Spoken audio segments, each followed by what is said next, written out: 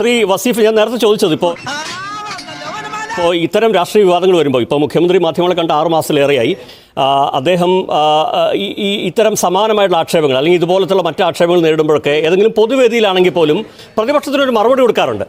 ഇന്ന് അങ്ങനെ പോലും സംഭവിച്ചിട്ടില്ല. എന്ന് വെച്ചാൽ അദ്ദേഹത്തെ ടാർഗറ്റ് ചെയ്ത്, അദ്ദേഹത്തിൻ്റെ മകളെ ടാർഗറ്റ് ചെയ്ത് അത് വലിയ തരത്തിൽ ഇവിടുത്തെ കമ്മ്യൂണിസ്റ്റ് പ്രസ്ഥാനത്തെ തന്നെ തകർക്കാനുള്ള നീക്കം എന്നൊക്കെ നിങ്ങൾ നിലപാടെടുക്കുമ്പോൾ, സുതാര്യമായ 2 കമ്പനികൾ തമ്മിൽ ഇടപാട് അതിനെ മറ്റു തരത്തിൽ വക്രീകരിക്കുന്നു എന്നൊക്കെ പാർട്ടി തന്നെ നിലപാടെടുക്കുമ്പോൾ ഇത് കണ്ട ഭാവം പോലും മുഖ്യമന്ത്രി നടിക്കാത്ത എന്താ? അദ്ദേഹത്തോട് ചോദ്യം ചോദിക്കുന്നില്ലല്ലോ. അദ്ദേഹത്തിന് ആ പ്രസംഗത്തിൽ ഈ പ്രതിപക്ഷത്തെ 2 ചീത്ത പറയാൻ പോലും തോന്നാത്ത എന്തുകൊണ്ടാണ്? ആകെ മാധ്യമങ്ങൾക്കടക്കം അദ്ദേഹത്തിൻ്റെ വിമർശനം വരുന്ന ഒരൊറ്റ കാര്യത്തിലാണ്, അത് ഈ ഓണവുമായി ബന്ധപ്പെട്ട് ഓണം വറുതിയിലാണ് എന്ന് വരുത്താൻ ശ്രമിക്കുന്നു ചില മാധ്യമങ്ങൾ. എന്നല്ലാതെ ഇതിൻ്റെ പേരിൽ മാധ്യമങ്ങളോട് പോലും പുള്ളിക്ക് പ്രശ്നമില്ല.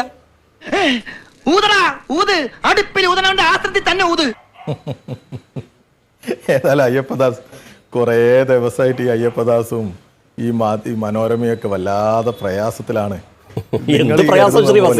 നിങ്ങളുടെ ഈ ആരോപണങ്ങൾക്കൊന്നും ഒരു പ്രസക്തിയില്ല എന്നുള്ളത് മുഖ്യമന്ത്രിക്ക് അറിയാം, അതുപോലെ ഞങ്ങളെ പാർട്ടിക്കും അറിയാം.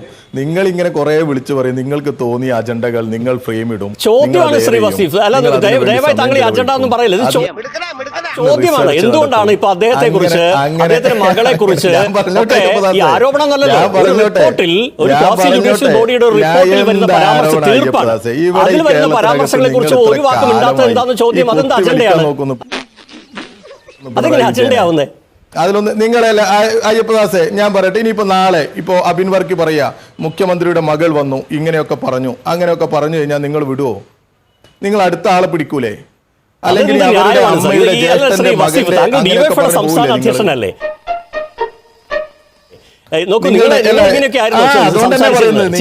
പ്രധാനപ്പെട്ട മാധ്യമ സ്ഥാപനത്തിന്റെ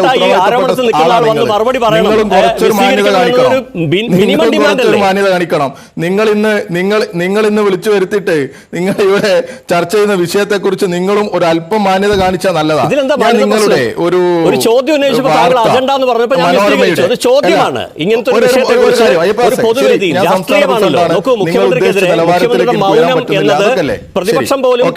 അടുത്തൊരു കാര്യം, മനോരമയുടെ ഒരു വാർത്ത 25 ഒക്ടോബർ 2020 അയ്യപ്പദാസ്, മനോരമയുടെ ഒരു വാർത്ത എന്താണെന്നറിയോ? 25 ഒക്ടോബർ 2020 11:14 യുവതിയെ പീഡിപ്പിച്ചു, CPM നേതാവിന്റെ മുൻ ഡ്രൈവർക്കെതിരെ കേസ്. യുവാവിന്റെ വീട്ടുവളപ്പിൽ ഇതാണ്, യുവതിയെ പീഡിപ്പിച്ചു, CPM നേതാവിന്റെ മുൻ ഡ്രൈവർക്കെതിരെ കേസ്. മനോരമ ന്യൂസിന്റെ വാർത്തയാണ്. 25 ഒക്ടോബർ 2020 ഭയങ്കര നിലവാരമുള്ള, ഇന്ത്യയിൽ തന്നെ ലോകത്ത് തന്നെ എല്ലാവരും ശ്രദ്ധിക്കുന്ന മീഡിയ പേഴ്സൺസ് ഉള്ള അയ്യപ്പദാസിനെ പോലെയുള്ള മിടുക്കന്മാരുടെ മാധ്യമം. പക്ഷെ ആ മാധ്യമേ ഇന്നലെയും ഒക്കെ നടന്ന ഒരു ചർച്ചയുള്ള ഒരു വാർത്തയെക്കുറിച്ച് ഒരു പ്രാധാന്യം കൊടുക്കുന്നില്ല. കാരണം എന്താണെന്നറിയില്ലേ? അതിൽ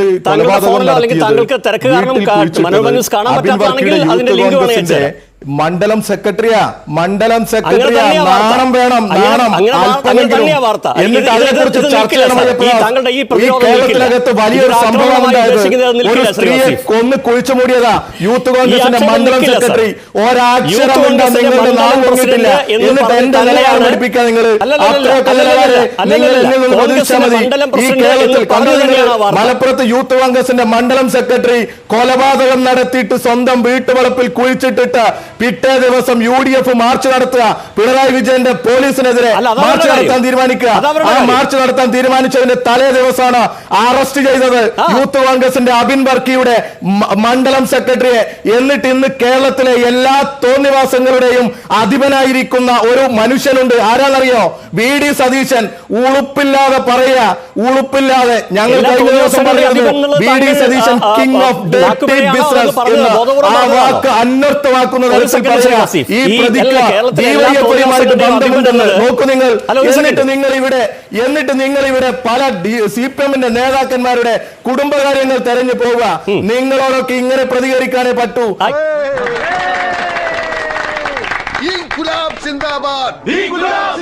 ആയിക്കോട്ടെ. ഇത്രയും വൃത്തികെട്ട രീതിയിൽ മാധ്യമ പ്രവർത്തനം നടത്തുക നിങ്ങൾ ഈ പുതുപ്പള്ളിയിൽ അജണ്ട സെറ്റ് ചെയ്യാൻ സഹായിച്ചു കൊടുക്കുക. അല്ല, ഒരു സെക്കൻഡ്. വൃത്തികെട്ട രീതിയിൽ എന്നൊക്കെ പറഞ്ഞാൽ കേട്ടോണ്ടിരിക്കാൻ പാടാണ് സാർ. പിണങ്ങിപ്പോണ്ട. ഒരു സെക്കൻഡ് ശ്രീ വസീഫ്. ഒരു സെക്കൻഡ് ശ്രീ വസീഫ്. എന്നിട്ട് അത് തെളിഞ്ഞു. ഒരു സെക്കൻഡ് ശ്രീ വസീഫ്. സ്ത്രീയെ 8000 രൂപക്ക് ജോലി പിരിച്ചുവിട്ടു എന്ന് പറയുന്ന സമയത്ത് കോൺഗ്രസുകാരൻ കൊന്നിട്ട പ്ലാസ്റ്റിക് കവറിൽ കെട്ടി തന്റെ വീടിനകത്ത് കുഴിച്ചിട്ടു. നിങ്ങൾക്കതൊരു വാർത്തയല്ല, നിങ്ങളത് ഏറെയുമില്ല.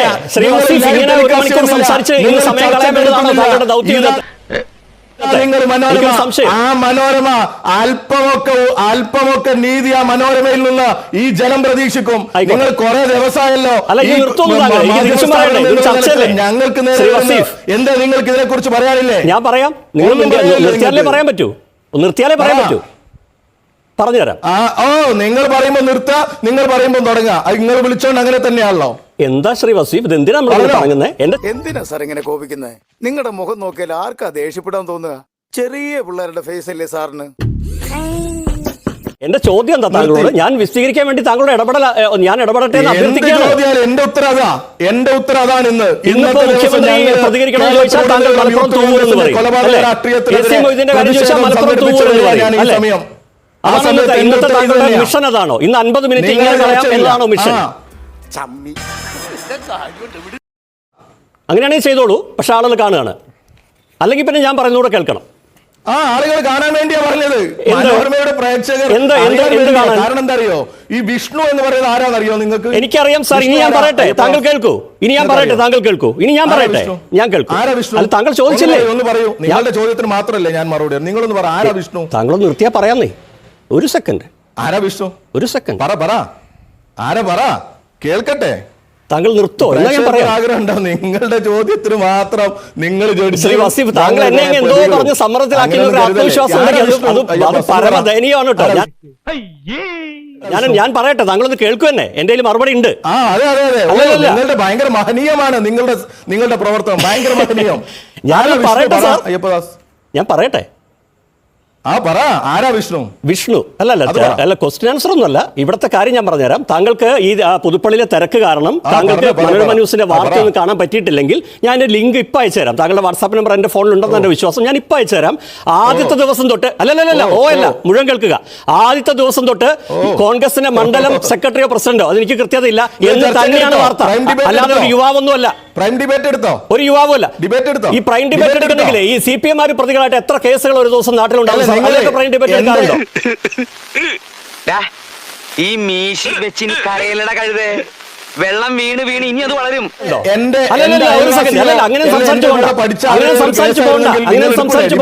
അല്ലല്ല, ഈ CPM പ്രതികളായിട്ട് എത്ര കേസ്, എന്തൊക്കെ തരം കേസ് വരുന്നുണ്ട്? എന്തൊക്കെ തരം കേസ് വരുന്നുണ്ട്? ഒരു സെക്കൻഡ് പ്രയാസം കൊണ്ട് പറയാ. നിങ്ങൾ ഈ മനോരമയും ഒരു സെക്കൻഡ് അല്ല, കഴിഞ്ഞില്ല. എന്റെ മറുപടി താങ്കൾ കേൾക്കണം. താങ്കൾക്ക് ഇതാണ് താങ്കളുടെ അജണ്ട. ഞാൻ വീഴാൻ പോകുന്നില്ല.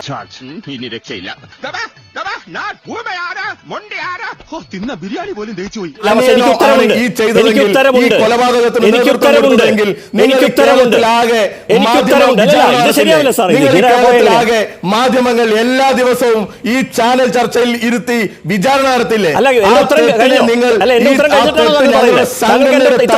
വെക്കാൻ പരിശ്രമിക്കില്ലേ നിങ്ങൾ? പറയാ, ഞങ്ങളുടെ വാർത്തയുണ്ട്, ലിങ്ക് അയച്ചു തരാം. എന്ത് ലിങ്ക്? നിങ്ങൾക്കെന്നല്ല, കേരളത്തിൽ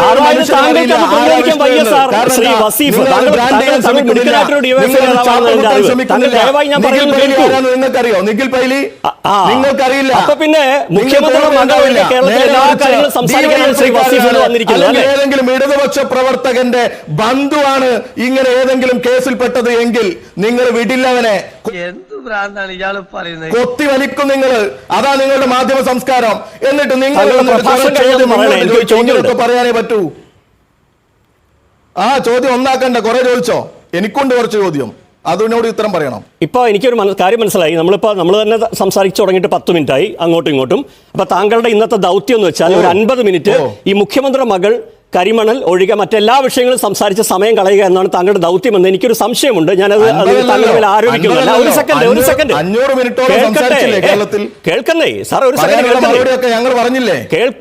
ഒരു സെക്കൻഡ് കേൾക്കൂ സാർ. എത്ര പറഞ്ഞു? നിങ്ങൾ ആഗ്രഹിക്കുന്ന ഇതെന്ത് പരിപാടിയാണ് സാർ? നിങ്ങൾ എന്നോട് ചോദിക്കാൻ സമ്മതിച്ചിട്ട് അതും സമ്മതിക്കില്ലേ? സോറി, പുള്ളിക്ക് ലേശം സുഖമില്ലാത്ത ആളാണ്.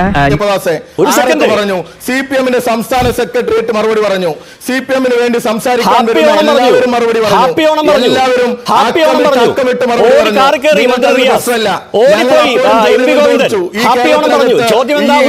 നേതാക്കന്മാരുടെ മക്കളെ മാത്രമാണോ നിങ്ങൾ വിചാരണക്കെടുക്കുന്നത്? ശ്രീ വസീഫ്, ദയവായി താങ്കളുടെ ചോദ്യം ഒന്ന് കേൾക്കുന്നേ. ഈ വീണക്കെതിരെ ഏതെങ്കിലും ഒരു കേസുണ്ടോ? ഇൻകം ടാക്സ് ഡിപ്പാർട്ട്മെന്റ് എന്തെങ്കിലും ഒരു കേസ് ചുമത്തിയിട്ടുണ്ടോ? വീണ്ടും താങ്കളുടെ പ്രഭാഷണം തുടർന്ന് ഞാൻ താങ്കളെ ശ്രമിക്കുന്നു. ഈ ഇൻകം ടാക്സ് നമ്മൾ കണ്ടതല്ലേ? ഈ ഇൻകം ടാക്സും ഇഡിയും കസ്റ്റംസും ഒക്കെ ഈ രാജ്യത്ത് എന്തിനു വേണ്ടിയാ പ്രവർത്തിക്കുന്നത് എന്നൊക്കെ എന്നെക്കാൾ നന്നായിട്ട് അറിയില്ല അയ്യപ്പദാസ് നന്നായി രാഷ്ട്രീയം കൈകാര്യം ചെയ്യുന്ന ആളാണല്ലോ. ഒരു സെക്കൻഡ് ശ്രീ വസീഫ്, ഞാനൊരു കാര്യം ഓർമ്മിപ്പിക്കുകയാണ്. ശ്രീ വസീഫിൽ നിന്ന് ഈ ചർച്ചയുടെ അടിസ്ഥാനമായിട്ടുള്ള ചോദ്യം മാത്രമേ ഉത്തരം പറയില്ല. മറ്റെല്ലാ കാര്യങ്ങളും പഠിച്ച് 55 മിനിറ്റ് ചർച്ചയ്ക്കാണ് ശ്രീ വസീഫ് വന്നിരിക്കുന്നത്.